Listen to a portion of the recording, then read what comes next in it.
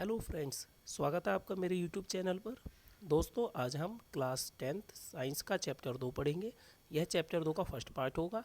First part में हम अम्ल, क्षार और सूचक के बारे में समझेंगे, इनके कुछ महत्वपूर्ण गुणों के बारे में भी समझेंगे। और जो सेकंड पार्ट आएगा इस चैप्टर का, उसमें हम कुछ महत्वपूर्ण लवणों के बनाने की विधियाँ और उनके उपयोग के बारे में अच्छे से डिस्कस करेंगे। तो चलिए शुरू करते हैं। सबसे पहले हम समझ लेते हैं कि अम्ल क्या होते हैं। अम्ल को इंग्लिश में हम एसिड बोलते हैं और एसिड शब्द लैटिन भाषा से लिया गया है, जिसका अर्थ होता है खट्टा। अर्थात अम्ल वो पदार्थ होते हैं जो स्वाद में खट्टे होते हैं। नीले लिटमस पेपर को लाल कर देते। ध्यान से समझना, एक लिटमस पत्र होता है, वो लाल और नीले दोनों प्रकार का होता है, दोनों रंगों में होता है। तो अम्ल जो होंगे वो नीले लिटमस पत्र को लाल कर देंगे, जबकि लाल लिटमस पेपर को लाल ही रहने देंगे। ये जलीय विलयन में हाइड्रोजन प्लस आयन देते हैं। उदाहरण के रूप में बात करें तो हम हाइड्रोक्लोरिक अम्ल, सल्फ्यूरिक अम्ल, नाइट्रिक अम्ल, कार्बोनिक अम्ल और एसिटिक अम्ल, इनके हमें फार्मूले भी याद रख लेने हैं। आगे हम समझते हैं। देखिए, नींबू में साइट्रिक अम्ल होता है और सिरके में एसिटिक अम्ल पाया जाता है। ये दोनों ही प्रश्न बोर्ड ऑफ एग्जाम में कई बार पूछे गए हैं, इन्हें अच्छे से हमने याद कर लेना है। अब हम समझेंगे कि अम्ल कितने प्रकार के होते हैं। देखिए, आयनन के अकॉर्डिंग अम्ल दो प्रकार के होते हैं। पहला होता है प्रबल अम्ल, दूसरा होता है दुर्बल अम्ल। प्रबल अम्ल वो अम्ल होंगे जो जलीय विलयन में तीव्र गति से आयनित हो जाते हैं, अर्थात अधिक मात्रा में हाइड्रोजन प्लस आयन देते हैं, प्रबल अम्ल कहलाते हैं, जैसे हाइड्रोक्लोरिक अम्ल, सल्फ्यूरिक अम्ल और नाइट्रिक अम्ल। जबकि दुर्बल अम्ल हम उन अम्लों को कहेंगे जो जलीय विलयन में बहुत कम मात्रा में आयनित होते हैं, अर्थात कम मात्रा में हाइड्रोजन प्लस आयन देते हैं, इन्हें हम दुर्बल अम्ल कहेंगे, जैसे कार्बोनिक अम्ल, एसिटिक अम्ल, लैक्टिक अम्ल, फॉर्मिक अम्ल और ऑक्जेलिक अम्ल। फॉर्मिक अम्ल HCOOH ये फार्मूला होता है। आगे हम समझते हैं कि जल की मात्रा के आधार पर अम्ल कितने प्रकार के होते हैं। तो देखिए, जल की मात्रा के आधार पर अम्ल दो प्रकार के होते हैं। नंबर 1, सांद्र अम्ल। सांद्र अम्ल हम तब कहेंगे जब अम्ल की मात्रा तो अधिक हो और जल की मात्रा बहुत कम हो, तब उस अम्ल को हम सांद्र अम्ल कहेंगे। जबकि तनु अम्ल तब कहेंगे जब अम्ल की मात्रा तो बहुत कम हो, जबकि जल की मात्रा बहुत ज़्यादा हो। अब समझते हैं हम कुछ महत्वपूर्ण प्राकृतिक अम्लों के बारे में। देखिए, जो अम्ल किसी भी फल में या किसी पदार्थ में पाया जाता है, उसे हम टेस्ट करके आसानी से समझ लेंगे कि आखिर इसमें अम्ल है या क्षार है। अब प्राकृतिक अम्ल के बारे में हम समझते हैं कि सिरके में क्या होता है। सिरके में एसिटिक अम्ल होता है, नींबू और संतरे में साइट्रिक अम्ल होता है, इमली में टार्टरिक अम्ल होता है, टमाटर में ऑक्जेलिक अम्ल होता है, जबकि दूध और दही में लैक्टिक अम्ल होता है, और लैक्टिक अम्ल के कारण ही दूध फटता है, दही में बनता है। मधुमक्खी या चींटी के डंक में मेथेनोइक या फॉर्मिक अम्ल होता है, HCOOH, ये मेथेनोइक या फॉर्मिक अम्ल होता है। और जब मधुमक्खी या चींटी डंक मारती हैं तो उस स्थान पर थोड़ा सा सूजन आ जाती है, वो केवल फॉर्मिक अम्ल के कारण ही होती है। अब हम समझते हैं कि क्षारक किसे कहते हैं। क्षारक किसे कहते हैं, इसे इंग्लिश में बेस कहा जाता है। ये स्वाद में कड़वे होते हैं, ये जलीय विलयन में हाइड्रोक्साइड आयन देते हैं और ये लाल लिटमस को नीला कर देते हैं। समझिए, अम्ल नीले लिटमस को लाल करते हैं, जबकि क्षारक लाल लिटमस को नीला कर देते हैं, जबकि लाल लिटमस को नीले लिटमस को नीला ही रहने देंगे। क्षारक के कुछ महत्वपूर्ण उदाहरण हैं सोडियम हाइड्रोक्साइड, पोटेशियम हाइड्रोक्साइड और कैल्शियम हाइड्रोक्साइड, अमोनियम हाइड्रोक्साइड, इन्हें हमें अच्छे से याद रख लेना है। अब हम समझेंगे कि क्षार किसे कहते हैं।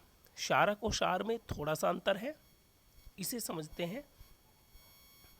देखिए, जो भी क्षारक जल में घुलनशील होगा उसे ही हम क्षार कहेंगे, यानी जल में घुलने वाले क्षारक को ही हम क्षार कहेंगे, जैसे sodium hydroxide, potassium hydroxide, magnesium hydroxide या कैल्शियम हाइड्रोक्साइड, ये सभी क्षार हैं। तो इससे हमें ये बात समझ में आती है कि सभी क्षारक क्षार नहीं होते, लेकिन सभी क्षार क्षारक होते हैं। केवल क्षार तब कहेंगे हम जब क्षारक जल में घुलनशील होगा, लेकिन जो क्षारक जल में घुलनशील नहीं होगा उसे क्षार नहीं कहेंगे। एक बात और याद रख लेनी है कि साबुन और सर्फ यानी कि डिटर्जेंट पाउडर ये क्षारक से मिलकर बने होते हैं। अब बात करते हैं हम कि लवण यानी साल्ट किसे कहते हैं। देखिए, जब अम्ल और क्षार परस्पर क्रिया करते हैं तो जो पदार्थ बनता है, एक तो जल बनता है और एक अन्य पदार्थ बनता है। तो जो पदार्थ बनेगा उस पदार्थ को ही हम लवण कहेंगे, जैसे सोडियम क्लोराइड, पोटेशियम क्लोराइड या अमोनियम क्लोराइड जिसे हम नौसादर भी बोलते हैं आदि। अब हम बात करते हैं कि सूचक क्या हैं।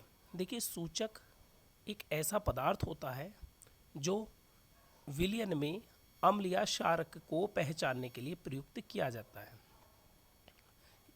इनका रंग और गंध अम्लीय माध्यम में अलग प्रकार की होती है और क्षारीय माध्यम में अलग प्रकार की होती है। तो अब आपको ध्यान से समझना है, जो हमारे प्राकृतिक अम्ल या क्षारक होते हैं उन्हें हम छूकर या टेस्ट करके पहचान सकते हैं कि आखिर ये क्या है। अगर खट्टे हैं तो सीधी सी बात है कि वो अम्ल हैं, और अगर थोड़े कड़वे महसूस हो रहे हैं तो वो क्षारक है। लेकिन जो हमारे रासायनिक अम्ल होते हैं, इन्हें सभी अम्लों या क्षारकों को हम छूकर या चखकर नहीं पहचान सकते, क्योंकि ये हमारे लिए अत्यंत हानिकारक हो जाएंगे, क्योंकि ये इतने तीव्र होते हैं, हमारी त्वचा को जला सकते हैं।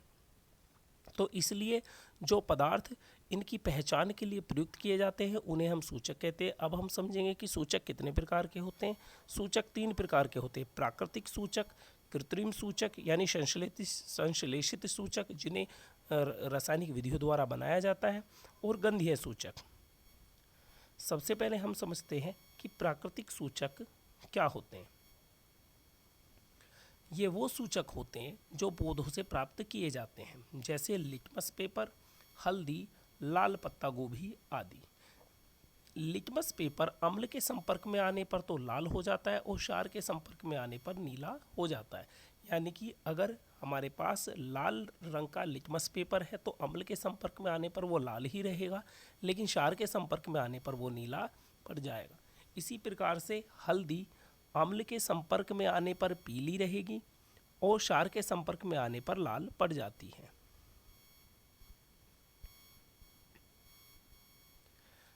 अब हम समझते हैं कि कृत्रिम या संश्लेषित सूचक क्या होते हैं, जिन्हें प्रयोगशाला में बनाया जाता है। तो इसी से ही समझ लेते हैं, वे सूचक जिन्हें प्रयोगशाला में रासायनिक विधियों द्वारा तैयार किया जाता है उन्हें हम कृत्रिम सूचक कहते हैं, जैसे कि मेथिल ऑरेंज, फिनोफ्थलीन आदि। समझना है हमें कि फिनोफ्थलीन का रंग अम्ल के संपर्क में आने पर तो नहीं बदलता है, यानी कि जैसा उसका कलर है लगभग ऐसा ही रहेगा, लेकिन क्षार के संपर्क में आने पर इसका कलर गहरा गुलाबी हो जाता है। इसी प्रकार से मेथिल ऑरेंज का रंग अम्ल के संपर्क में आने पर लाल रहेगा, जबकि क्षार के संपर्क में आने पर यह पीला पड़ जाता है। तो इससे आसानी से हम पता कर लेते हैं कि हमारा दिया गया विलयन उसमें अम्ल है या क्षार है। अब हम समझते हैं कि गंधीय सूचक क्या होते हैं। गंधीय सूचक वे पदार्थ होते हैं जो अम्लीय और क्षारीय, जिनकी गंध अम्लीय माध्यम में अलग प्रकार की होती है और क्षारीय माध्यम में अलग प्रकार की होती है, जैसे प्याज का रस, वैनिला और लौंग का तेल आदि। सबसे पहले हम समझते हैं कि प्याज का रस अम्लीय माध्यम में इसकी तीक्ष्ण और तीव्र गंध आएगी, लेकिन क्षारीय माध्यम में इसकी कोई गंध नहीं आती, इसकी कोई खुशबू नहीं आती। इसी प्रकार से वैनिला है, वैनिला की जो भी अपनी गंध है अम्लीय माध्यम में वैसी ही रहेगी, लेकिन क्षारीय माध्यम में इसकी गंध कुछ नहीं रहेगी, गायब हो जाएगी। इसी प्रकार से लौंग के तेल की जो गंध है वो वैसी रहती है अम्लीय माध्यम में, लेकिन क्षारीय माध्यम में आने पर इसमें कोई गंध नहीं रहती। तो हमने समझ लिया है कि सूचक कितने प्रकार के हैं, उन्हें अच्छे से डिस्कस कर लिया है, आपको इन्हें अच्छे से याद कर लेना है। अब हम बात करते हैं कि अम्ल और क्षारकों के रासायनिक गुण क्या क्या हैं। तो समझिए, सबसे पहला रासायनिक गुण है कि अम्लों या क्षारकों की धातुओं से अभिक्रिया। देखिए, अम्ल या क्षार दोनों ही धातु से अभिक्रिया करके लवण बनाते हैं और साथ में हाइड्रोजन गैस उत्पन्न होती है। एग्जाम्पल के लिए बात करें तो हाइड्रोक्लोरिक अम्ल की अभिक्रिया जब सोडियम धातु से कराई जाती है तो सोडियम क्लोराइड बनता है और साथ में हाइड्रोजन गैस निकलती है।